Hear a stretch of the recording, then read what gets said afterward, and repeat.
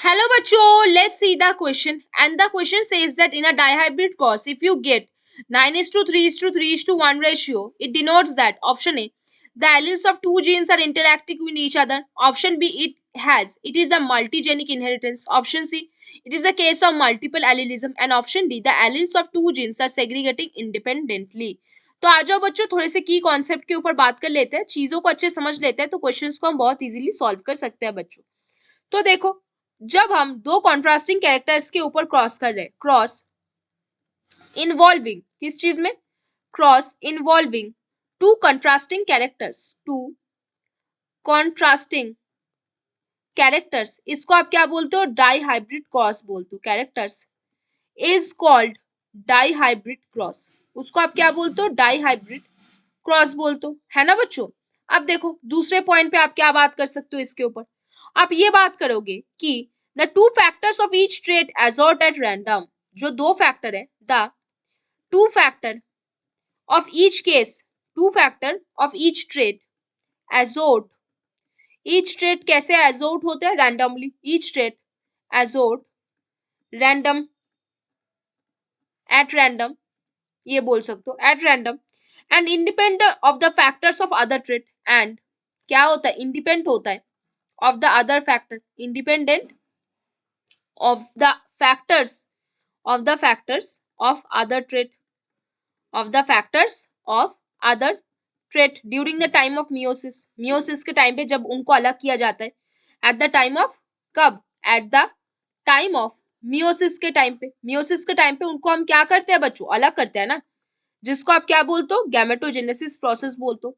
Gametogenesis process बोलते हो, मतलब गैमेट का फॉर्मेशन कैसे होता है, मियोसिस के through, and get randomly as well as independent rearranged, and कैसा होता है, and get randomly as well as independent as well as independent rearrange, independent कैसा होता है, रीअरेंज होता है ना बच्चों। अब देखो, in the offspring producing both parental and new combination of traits, in the offspring क्या होता है, दोनों पेरेंट्स का गैमेट्स आके मिलता है, और जो ऑफस्प्रिंग बनता है उसके पास न्यू रिकॉम्बिनेशन आता है, प्रोड्यूसिंग क्या प्रोड्यूस करेगा वो, producing both, both parental, and वहां पे तो थोड़ा बहुत क्रॉसिंग ओवर रिकॉम्बिनेशन भी हुआ है, तो न्यू कैरेक्टर्स भी आएगा, एंड न्यू रिकॉम्बिनेशन और new combination of traits, new combination of traits भी इधर बनेगा आपका, है ना बच्चों, क्योंकि रिकॉम्बिनेशन होता है, क्रॉसिंग ओवर होता है ना, तो जो ऑफस्प्रिंग है उसमें कुछ नया कैरेक्टर्स भी आएगा।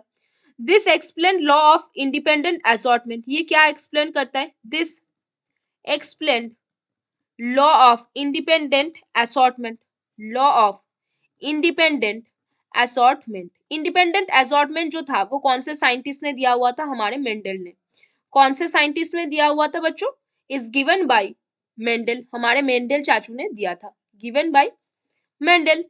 तो बच्चों देखो हमने क्या बात किया, हमने ये बात किया कि देखो क्रॉस, जब क्रॉस हो रहा है दो कॉन्ट्रास्टिंग कैरेक्टर पे, उसको आप डाइहाइब्रिड क्रॉस बोलते हो। यहाँ पे दो फैक्टर होता है हर एक ट्रेट के लिए, और वो रैंडमली एसोर्ट करते हैं और एक दूसरे के ऊपर वो इंडिपेंडेंट होते हैं, ऐसा नहीं कि कोई एक फैक्टर एक दूसरे के ऊपर डिपेंडेंट होगा, बिल्कुल भी नहीं।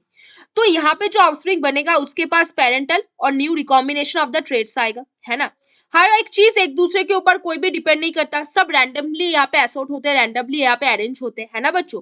और इसको आप क्या बोलते हो, लॉ ऑफ इंडिपेंडेंट असॉर्टमेंट बोलते हो, जो किसने दिया था, मेंडल नाम के साइंटिस्ट ने दिया था। तो यहाँ पे कौन सा सही आंसर बना बच्चों, एक बार ध्यान से देखो, पहला आपका ऑप्शन है the alleles of two genes interacting with each other, बिल्कुल नहीं बच्चों, ये जो है in a dihybrid cross if you get 9:3:3:1 ratio, that means वो जीन एक दूसरे के साथ इंटरैक्ट तो कर रहा है लेकिन वो सेग्रीगेट हो रहे हैं इंडिपेंडेंटली। हमने क्या बोला, एक ट्रेट दूसरे ट्रेट के ऊपर डिपेंड नहीं करता, वो किस बेसिस पे एजॉर्ट हो रहा है, किस बेसिस पे वो सेग्रीगेट हो रहा है, और कैसे वो एक दूसरे के साथ रीअरेंज हो रहा है, इन चीजों के ऊपर वो एक दूसरे के ऊपर डिपेंड नहीं करता। तो ये वाला आपका सही आंसर है।